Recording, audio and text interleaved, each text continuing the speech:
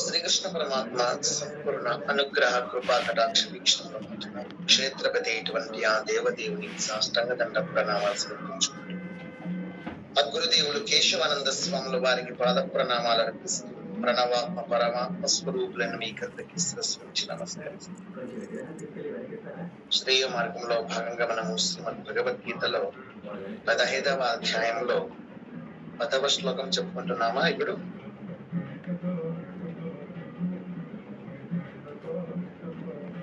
అవును సార్,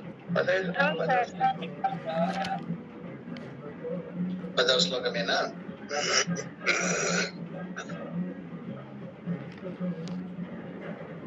ఉత్క్రామంతం స్థితం వాపి భుంజానం వా గుణాన్వితం విమూఢానాను పశ్యంతి జ్ఞానచక్షుషః.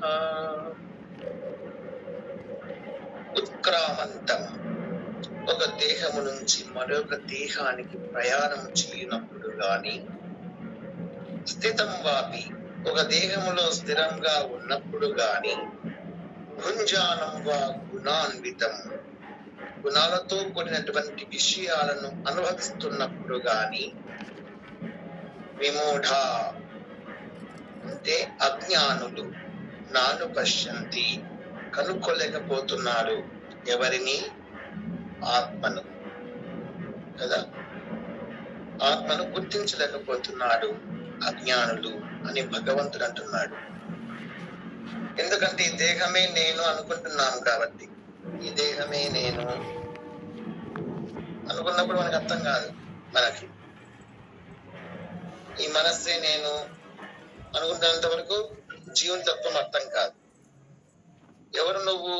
దేహము కాదు, మనసు కాదు, జీవుడవు నీవు అని ఆత్మస్థానంలో నిలబడి నువ్వు చూడగలిగితే కథ అంతా అర్థమవుతుంది. మనమంగా దేహ దృష్టితోనే ఉన్నాం. ఎవరైనా పోతుంటే పలానాలు పోతున్నారు, పలానాలు వస్తున్నారని గుర్తిస్తున్నాం. వాళ్ళ ఆకారాన్ని మనము పొగడమా తెగడమా మనసులో అనుకోవడమా చేస్తున్నాం. ఎవరైనా కనపడితే, ఎవరైనా పోతుంటే, దారిలో వచ్చేటప్పుడు పోయేటప్పుడు ఎవరైనా మన దృష్టిలో పడితే అంత ప్రత్యేకంగా ఉన్నా గానీ, లేదా అందంగానో, లేదా అనారోగ్యంగానో, లేదా అందవిహీనంగానో వక్రంగానో ఉంటే మనం ఏం చేస్తున్నాము? దేహాన్నే చూస్తున్నాము, దేహ దృష్టితోనే చూస్తున్నాము, దేహ భావంతోనే ఉంటున్నాము. ఒక సందర్భంలో జనక మహారాజు మీకు పరిచయమే కదా. జనక మహారాజు ఎవరు? సీతాదేవి తల్లి, సీతమ్మ తల్లి తండ్రి. జనక మహారాజు భగవద్గీతలో కూడా వస్తాడు. అంటే శ్రీకృష్ణ పరమాత్మ నోటి నుండి వెలువడబడ్డాడు ఆయన. 3వ అధ్యాయంలో వస్తుంది. అలాగే గీతా మహాత్మ్యంలో కూడా వస్తుంది ఆయన యొక్క ప్రస్తావన. అంటే భగవద్గీతలో జనక మహారాజుకు స్థానం ఉంది కర్మయోగిగా. ఆయన ఒక రాజే అయినప్పటికీ ఒక ఋషి, తపస్వి, యోగి. అందుకే మహాలక్ష్మి అయినటువంటి సీతమ్మ తల్లికే తండ్రిగా అర్హత ఉంది. ఆయన అంత అర్హతలు ఉన్నాయన. సముద్రం అంత మనస్సు అయింది, విశాలము, అంత గంభీరం, అంత అణకువ, ఎన్ని కష్టాలున్నా లోపలనే దాచుకునే శక్తి ఉన్నటువంటి మహానుభావుడు. ఏనాడే కాని ప్రజల సొమ్మును తన యొక్క కుటుంబానికి ఉపయోగించిన వాడే కాదు, తాను పొలం పట్టి, పొలము దున్ని, పంట పండించుకుని, తాను పండించిన పంటనే తాను భుజించి ప్రజలకు న్యాయం చేసినటువంటి మహానుభావుడు. అంతకంటే ఎక్కువగా వేదాంత సభలు ఏర్పాటు చేసేటువంటి అద్వైతి, వేదాంతవేత్త, మహాయోగి. ఆయన ఎంత పొగిడినా తక్కువే. సమయం దొరికినప్పుడల్లా వేదాంత సభ ఏర్పాటు చేసేవాడు. వేదాంత సభ అంటే ఋషులు, మహర్షులు, యోగులు, యోగినులు అందరూ చుట్టుపక్కల ఉండేటువంటి ఋషులందరినీ పిలుచుకునేవాడు. వర్తమానం పంపించి ఒక సభ ఏర్పాటు చేసేవాడు. వాళ్ళకి కావాల్సిన అన్ని వసతులు ఏర్పాటు చేసేవాడు. వాళ్ళు ఉండడానికి, తినడానికి, త్రాగడానికి అన్ని రకాల అనుకూలనాలు చేసి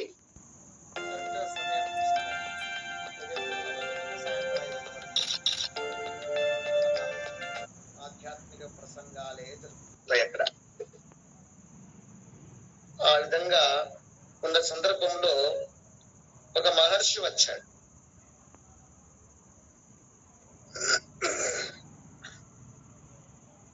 అది బ్రహ్మజ్ఞానుల సభ అని పేరు పెట్టారు. ఆ సభ పేరు బ్రహ్మజ్ఞానుల సభ. వీళ్ళలో బ్రహ్మజ్ఞానులైనటువంటి వాళ్ళు ఉపన్యాసం ఇవ్వవచ్చు. చాలా మంది వచ్చినారు అక్కడ. ఆ సందర్భంలోనే ఒక మహర్షి ఎంటర్ అయ్యాడు ఆ సభలోనికి. ఆయనను చూడగానే సభలో ఉండే వాళ్ళందరూ ఒక 2-3 తప్పితే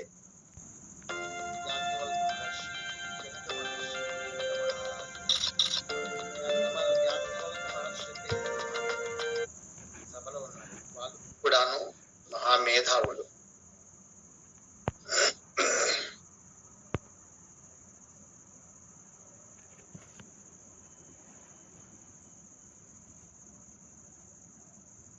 తప్పితే ఇంకా గౌతమ మహర్షి ఇలాంటి వాళ్ళు తప్పితే మిగతా వాళ్ళందరూ కూడాను ఆ మహర్షి వచ్చినటువంటి కొత్త ఆయనను చూచి పగ నవ్వినారు. ఆయన ఎంటర్ కావడం ఆలస్యం లేదు, విపరీతంగా నవ్వుకుంటున్నారు ఒకరికొకరు చెప్పుకునేసి. సభ అంతా కూడాను చాలా ఆశ్చర్యము.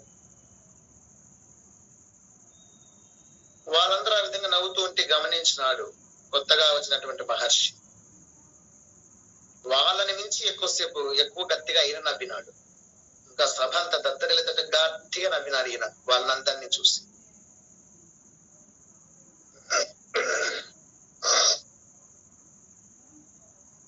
అంటే వాళ్ళు నవ్వేదాగానంటే ఈయన గట్టిగా నవ్వాలంగా, వాళ్ళకంటే ఎక్కువ. అంతే. శ్రీరామచంద్రుడు కళ్యాణం ఏదైతే పట్టాభిషేకం చేసుకున్నాడు, రావణ సంహారం చేసి వచ్చి పట్టాభిషేకం సందర్భంగా అందరికి కానుకలన్నీ ఇచ్చినారు. కానుకలన్నీ అయిపోయిన తర్వాత భోజనాలు పెట్టాలి కదా, వేడుక భోజనాలు అవి, విందు భోజనము. ఆ విందు భోజనానికి అన్ని వానరాలన్నీ వచ్చి ఉన్నాయి కదా, అందరినీ కూర్చోబెట్టేశారు, విస్తరలు వడ్డిస్తున్నారు. అందులో చిక్కుడుకాయ కూర కూడా వేసినారు. చిక్కుడుకాయ కూర. ఒక కోతి పిల్ల చిక్కుడుకాయ పిసికింది. పిసికితే దాంట్లో ఇతను పైకి ఎగిరింది. అంతే. శ్రీరామచంద్రుడు కళ్యాణం ఏదైతే పట్టాభిషేకం చేసుకున్నాడు, రావణ సంహారం చేసి వచ్చి పట్టాభిషేకం సందర్భంగా అందరికి కానుకలన్నీ ఇచ్చినారు. కానుకలన్నీ అయిపోయిన తర్వాత భోజనాలు పెట్టాలి కదా, వేడుక భోజనాలు అవి, విందు భోజనము. ఆ విందు భోజనానికి అన్ని వానరాలన్నీ వచ్చి ఉన్నాయి కదా, అందరినీ కూర్చోబెట్టేశారు, విస్తరలు వడ్డిస్తున్నారు. అందులో చిక్కుడుకాయ కూర కూడా వేసినారు. చిక్కుడుకాయ కూర. ఒక కోతి పిల్ల చిక్కుడుకాయ పిసికింది. పిసికితే దాంట్లో ఇతను పైకి ఎగిరింది. అలా చూసి, ఓహో ఇంతంటే నువ్వు అంత ఎగిరితే నేను ఇంత పెద్దగా నేను ఎంత ఎగురుతాను అని చెప్పేసి ఇది ఇంకా ఎగిరింది. దానికంటే హైట్ గా ఇది ఎగిరిందేమో, తన చేతిలో ఉండే చిక్కుడుగా ఎగిరినందుకు, ఇతరం ఎగిరినందుకు ఇది ఎగిరింది. ఈ పక్కన ఉండే కొత్తి పిల్ల ఏం చేసింది, ఓహో నువ్వు అంత ఎత్తు ఎగిరితే నేను ఇంత ఎత్తు ఎగురుతాను చూడు అని చెప్పేసి దానికంటే ఎక్కువ ఎత్తు ఎగిరింది.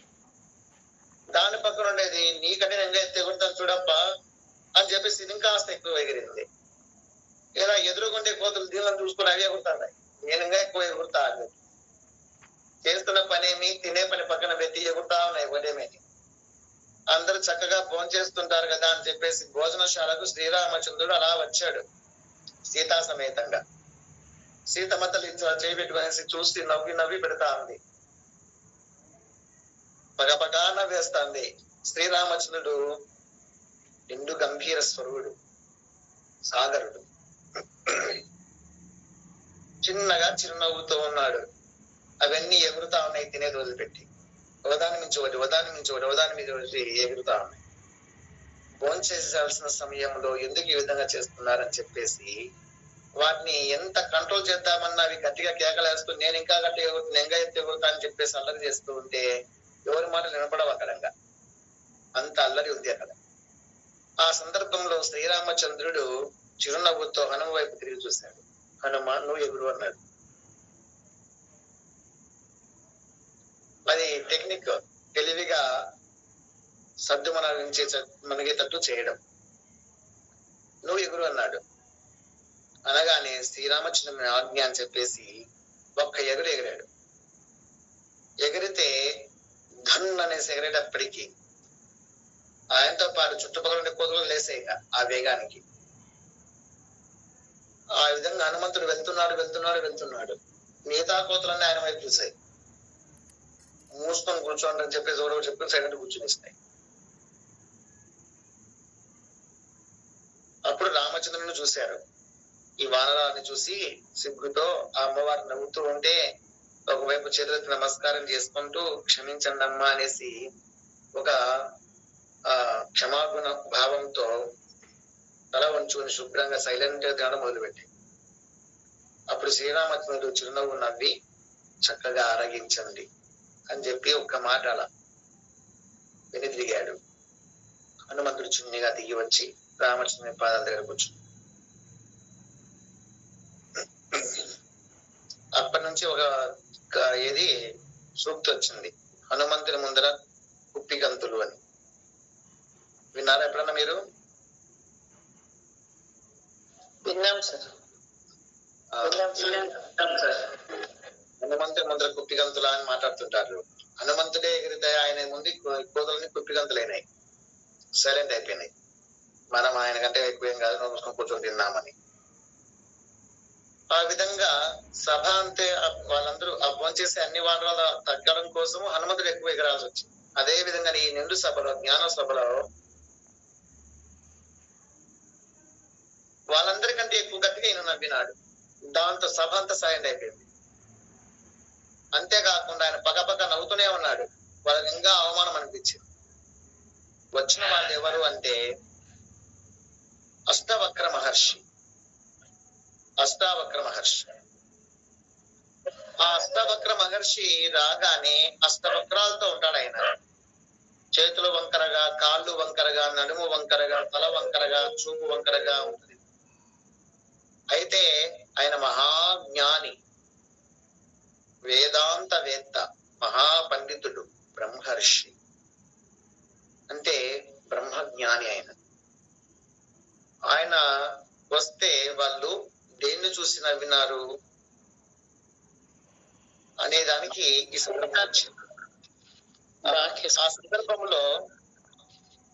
ఆ సందర్భంలో కొంతమందికి బాధ అయిపోయేసేసి ఈ ముందే ఉన్నటువంటి సభలో ఉన్నటువంటి మహర్షులు రాజు గారికి ఫిర్యాదు చేశారు. వీళ్ళు వచ్చి మాకంటే ఎక్కువగా నవ్వుతూ మమ్మల్ని అవమానపరుస్తున్నారు. అప్పుడు అడిగినారు కూడా, మీరు మమ్మల్ని చూసి నవ్వడానికి కారణం ఏమిటి అని ఆ మహర్షిని అడిగిన అష్టవక్ర మహర్షి. ఎందుకు అలా నవ్వుతున్నారు? సభలో ఆ విధంగా గట్టిగా నవ్వడం సమంజసం కాదు కదా మహర్షి అని జనక మహర్షి కూడాను అంటాడు. అంటే జనక మహారాజుకు శుభమగు గాక అని చెప్పి తన ప్రవచనం మొదలు పెడతాడు. ఎవరు? అష్టవక్ర మహర్షి. ఇది వేదాంత సభ అని అన్నారు, బ్రహ్మజ్ఞానుల సభ అన్నాడు. ఇందులో ఎవరు బ్రహ్మజ్ఞానులు? నాకు అలా కనిపించడం లేదే. పేరు ఏమో బ్రహ్మజ్ఞానుల సభ, వేదాంత సభ.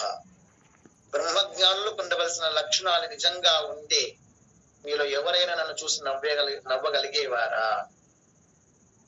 నన్ను చూసి మీరు నవ్వినారు అంటే దేన్ని చూసి నవ్వినట్ల? మీరు నా దేహాన్ని చూచా, లేదా నా మనస్సును చూచా, లేక నా యొక్క ఆత్మను చూసా? మీరు దేన్ని చూసి నవ్వినారు? ఒక 3-4 తప్పితే ఈ సభలో ఉండే వాళ్ళందరికీ నేను ఒక తోలు బొమ్మలాగా అష్టవక్రాలున్నటువంటి వింత జంతువులాగా కనబడ్డాను. అందుకు నవ్వినారు కదా. అంటే దేహ దృష్టిలోనే మీరంతా ఉన్నారు. దేహ దృష్టిలో ఉన్నటువంటి వాళ్ళు బ్రహ్మజ్ఞానం ఎలా అవుతారు అని చెప్పి అనిపించి నేను పకాపకా నవ్వినాను.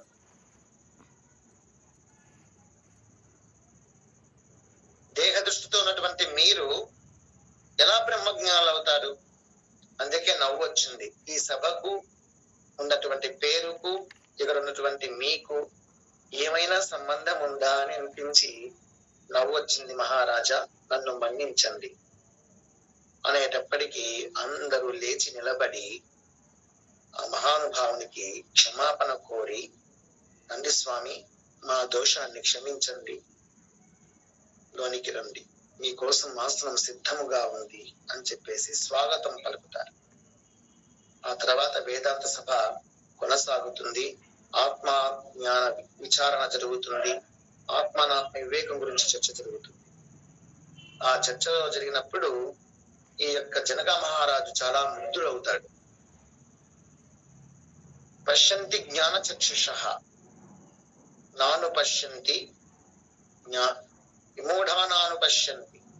విమూఢమైనటువంటి వాళ్ళు, అజ్ఞానులైనటువంటి వాళ్ళు నా దేహాన్ని చూచా, లేదా నా మనస్సును చూచా, లేక నా యొక్క ఆత్మను చూసా?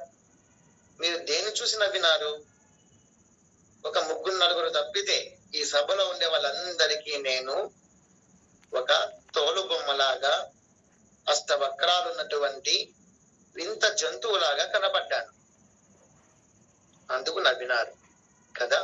అంటే దేహ దృష్టిలోనే మీరంతా ఉన్నారు.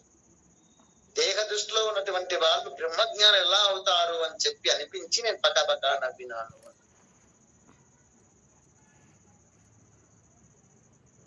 దేహ దృష్టితో ఉన్నటువంటి మీరు ఎలా బ్రహ్మజ్ఞానాలు అవుతారు? అందుకే నవ్వు వచ్చింది. ఈ సభకు ఉన్నటువంటి పేరుకు ఇక్కడ ఉన్నటువంటి మీకు ఏమైనా సంబంధం ఉందా అని అనిపించి నవ్వు వచ్చింది. మహారాజా, నన్ను మన్నించండి అనేటప్పటికీ అందరూ లేచి నిలబడి ఆ మహానుభావునికి క్షమాపణ కోరి, నంది స్వామి, మా దోషాన్ని క్షమించండి, లోనికి రండి, మీకోసం ఆసనం సిద్ధముగా ఉంది అని చెప్పేసి స్వాగతం పలుకుతారు.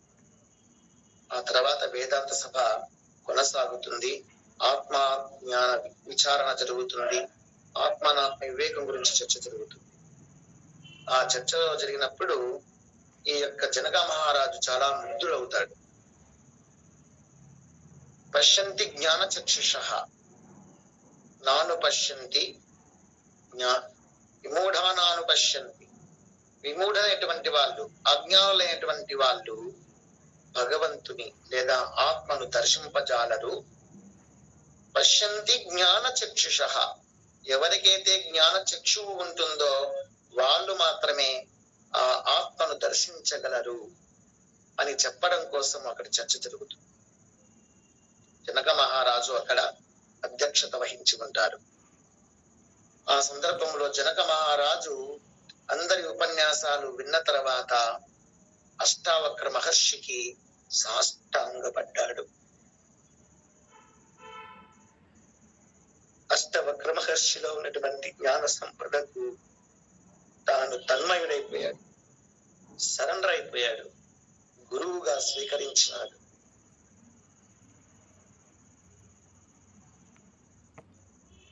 తనకు వచ్చిన సందేహాలను సందర్భోచితంగా ఆయన దగ్గర తెలుసుకునేటువంటి వాడు. ఆయన ఆశ్రమానికి వెళ్ళి వచ్చేవాడు. గురువుగా ఆయనకు కావలసినటువంటి అన్ని అనుకూలాలను తన శిష్యునిగా అన్ని సమకూర్చేటువంటి వాడు. అంతటి మహానుభావుడు అష్టవక్ర మహర్షి. ఆయన అంటాడు, ఆత్మ జ్ఞానము కలగాలి అంటే, ఆత్మ ద్రష్టగా మనం వెలగాలి అంటే మనస్సును బహిర్ముఖం చెయ్యకూడదు. బాహ్య ప్రపంచం వైపుకు మనస్సు మరలించకూడదు. వాసనారహితముగా ఉండాలి. వాసనారహితంగా ఉండాలి. నిర్మల చిత్తంతో ఉండాలి. బహిర్ముఖము కాని ఇంద్రియాలు ఉండాలి. ఇంద్రియాలను బహిర్ముఖం చేయకూడదు అంటాడు. అంటే బయటికి పోకూడదా సార్? బయటికి పోకూడదు కాదు, బాహ్య విషయ వాసనల పట్ల విరక్తి ఉండాలి.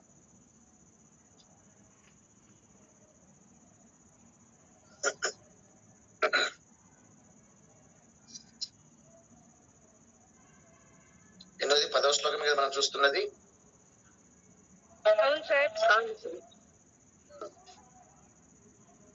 బహిర్ముఖము కానివ్వకుండా ఉండాలి. ఇంద్రియాలను మనస్సును బహిర్ముఖం కానివ్వరాదు.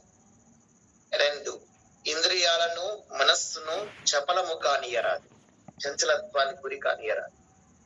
2, 3వది వచ్చేసి వాసన రహితంగా ఉంచుకోవాలి. ఈ యొక్క బహిర్ముఖమైనటువంటి మనస్సు చేత, చపలముతో కూడిన ఇంద్రియాల చేత, వాసనాయుక్తంగా ఉండేటువంటి భావాల చేత మన ఆ మనస్సు, ఆత్మ, జీవుడు మలినుడైపోతున్నాడు. ఆ మలినం వల్ల ఆత్మ ద్రష్ట కాలేకపోతుంది. అజ్ఞానులుగా మిగిలిపోతున్నాం మనం. ఒక అద్దం ఉంది. అద్దమును బయటి ప్రపంచం వైపుకు మరలిస్తే అందులో నీ ముఖం కనిపిస్తుందా? అద్దంలో నీ ముఖం కనిపించాలి అంటే ఆ అద్దాన్ని నీ వైపుకు తిప్పుకోవాలి, అంతేనా? అద్దంలో మన ప్రతిబింబం కనిపించాలంటే మన వైపుకు తిప్పుకోవాలి. అదే అద్దాన్ని బయటి వైపుకు తిప్పితే నీకు వ్యతిరేకంగా అద్దంలో నువ్వు కనిపించవు, ప్రపంచమే కనబడుతుంది, అంతేనా? యథాతథంగా నీ మనస్సును, ఇంద్రియాలను ప్రపంచం వైపుకు మరలించడం వల్ల నీ యొక్క దృష్టి అనేది ప్రపంచం వైపుకు మరలించడం వల్ల నీకు పరమాత్మ వస్తువు కనిపించడం లేదు, నీ స్వస్వరూపం నీకు కనిపించడం లేదు. అదే దృష్టిని అంతర్ముఖం చేయాలి. నీలోనికి నువ్వు చూసుకోవాలి, నీ హృదయాంతరంగంలోనికి నువ్వు తొంగి చూసుకోవాలి. నీ మనస్సును చంచలం కానివ్వరాదు, నీ మనస్సును చంచలము కానివ్వరాదు. అలాగే వాసనారహితంగా ఉండాలి. వాసనారహితంగా ఉండాలి అంటే పెర్ఫ్యూమ్స్ అన్ని వేసుకోకుండా ఉండాలి అని కాదు. పౌడర్లు, స్నోలు, ఫెయిర్ లవ్లీలు, గ్లోన్ లవ్లీలు వేసుకోకుండా ఉంటే సరిపోతుందని కాదు. వాసనారహితము అంటే చూడాలి అని, మాట్లాడాలి అని, వినాలి అని, తినాలి అని, స్పర్శించాలి అని, ముట్టుకోవాలి అని, తాకాలి అని, ఇలాంటివి వాసనలు అంటే.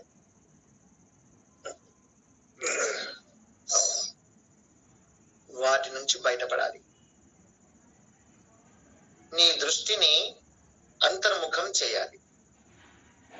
అంతర్ముఖము చేయడము, నిశ్చలముగా ఇంద్రియాలను, మనస్సును నిలబెట్టే ప్రయత్నం చేయడము, అలాగే ఎటువంటి ప్రాపంచిక విషయాల పట్ల వాసన లేకుండా ఉండడం, ఇవి చేస్తే అప్పుడు భగవద్ దర్శనము సులభమవుతుంది.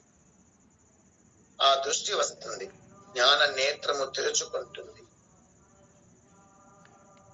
అని ఈ యొక్క శ్లోకం ఆ నిండు సభలో ఎవరు అష్టవక్ర మహర్షి కూడా అని చెప్తాడు. ఆ వేదాంత సభలో జ్ఞాన నేత్రము తెరుచుకున్న వానికి ఆత్మద్రష్టగా మారతారు.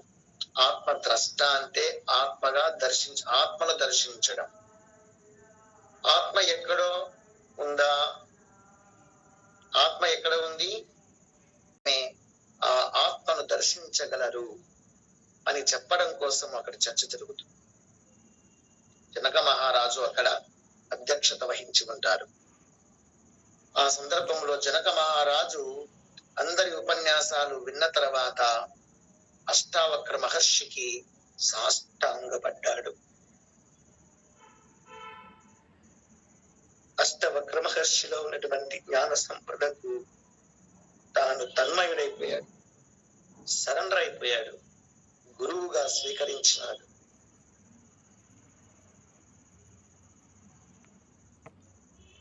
తనకు వచ్చిన సందేహాలను సందర్భోచితంగా ఆయన దగ్గర తెలుసుకునేటువంటి వాడు. ఆయన ఆశ్రమానికి వెళ్ళి వచ్చేవాడు. గురువుగా ఆయనకు కావలసినటువంటి అన్ని అనుకూలాలను తన శిష్యునిగా అన్ని సమకూర్చేటువంటి వాడు. అంతటి మహానుభావుడు అష్టవక్ర మహర్షి. ఆయన అంటాడు, ఆత్మ జ్ఞానము కలగాలి అంటే, ఆత్మ ద్రష్టగా మనం వెలగాలి అంటే మనస్సును బహిర్ముఖం చేయకూడదు. బాహ్య ప్రపంచం వైపుకు మనస్సు మరలించకూడదు.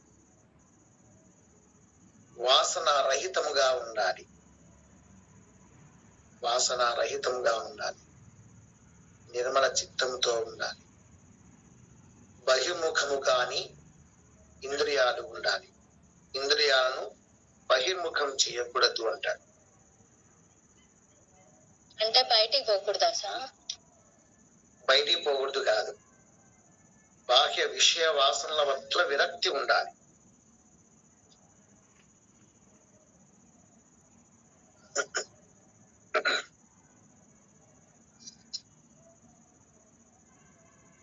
ఎన్నోది 10వ శ్లోకం మీద మనం చూస్తున్నది.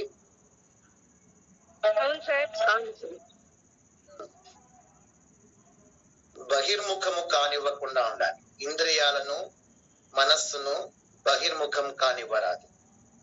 2, ఇంద్రియాలను మనస్సును చపలము కానియరాదు, చంచలత్వానికి గురి కానియరాదు.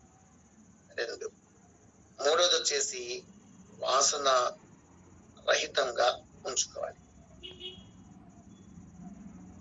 ఈ యొక్క బహిర్ముఖమైనటువంటి మనస్సు చేత, చపలముతో కూడిన ఇంద్రియాల చేత, వాసనాయుక్తముగా ఉండేటువంటి భావాల చేత మన ఆ మనస్సు, ఆత్మ, జీవుడు మలినుడైపోతున్నాడు. ఆ మలినం వల్ల ఆత్మ ద్రష్ట కాలేకపోతుంది. అజ్ఞానులుగా మిగిలిపోతున్నాం మనం. ఒక అద్దం ఉంది. అద్దమును బయటి ప్రపంచం వైపుకు మరలిస్తే అందులో నీ ముఖం కనిపిస్తుందా?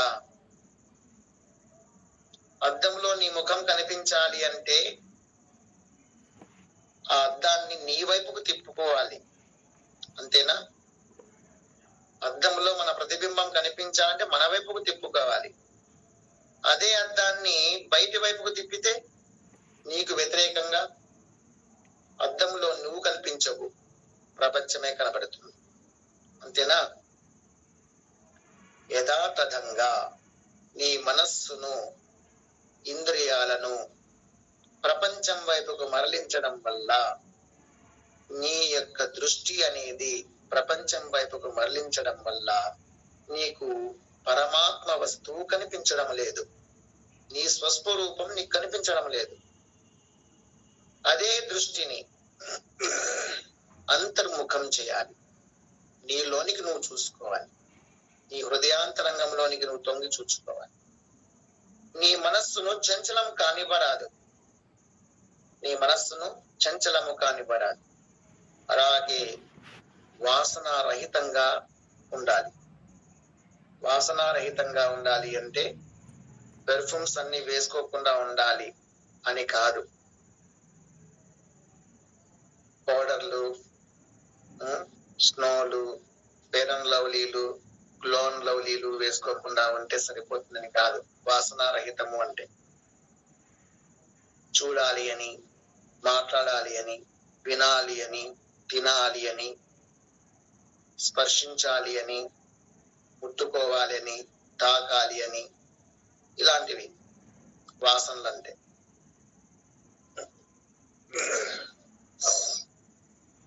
వాటి నుంచి బయటపడాలి. నీ దృష్టిని అంతర్ముఖం చేయాలి. అంతర్ముఖము చేయడము, నిశ్చలముగా ఇంద్రియాలను, మనస్సును నిలబెట్టే ప్రయత్నం చేయడము, అలాగే ఎటువంటి ప్రాపంచిక విషయాల పట్ల వాసన లేకుండా ఉండడం. ఇవి చేస్తే అప్పుడు భగవద్ దర్శనము సులభమవుతుంది. ఆ దృష్టి వస్తుంది, జ్ఞాన నేత్రము తెరుచుకుంటుంది అని ఈ యొక్క శ్లోకం ఆ నిండు సభలో ఎవరు అష్టవక్ర మహర్షి కూడా అని చెప్తారు. ఆ వేదాంత సభలో జ్ఞాన నేత్రము తెరుచుకున్న వానికి ఆత్మద్రష్టగా మారతారు. ఆత్మద్రష్ట అంటే ఆత్మను దర్శించడం. ఆత్మ ఎక్కడో ఉందా? ఆత్మ ఎక్కడ ఉంది? మనలోనే ఉంది. ప్రతి ప్రాణిలో అంతటానే ఉంది. మనలోనే ఉంది, అంతటానే ఉంది. అంతటను ఉంది. కానీ మనం ఏం చేస్తున్నాము? ఆత్మయే పరమాత్మ అని తెలియదు, గుర్తించలేకపోతున్నాం. ఆత్మయే పరమాత్మ. ఈ ఆత్మకు నువ్వు తినిపిస్తున్నది ఆ పరమాత్మకు తినిపిస్తున్నట్లని భావిస్తే పరమాత్మకే చెందుతుంది.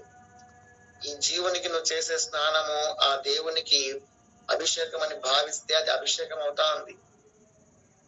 అలా తనలోనే ఆ దైవాన్ని దర్శించలేకపోవడం వల్ల ఆ పుణ్యక్షేత్రానికి పోతే మన కోరికలు నెరవేరుతాయి.